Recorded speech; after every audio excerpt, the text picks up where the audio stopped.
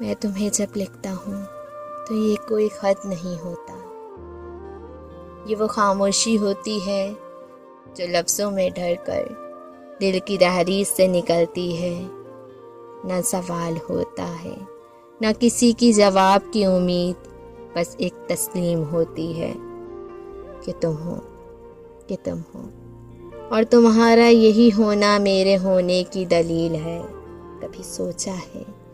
میرا کیا حال ہوتا ہے جب قلم صرف تمہاری ذات کو بیان کرتا ہے،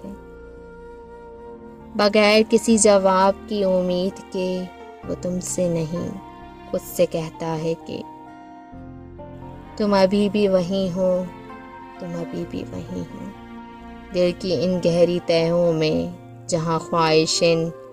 سانس لیتی ہیں اور خاموشیاں دعا بن جاتی ہیں،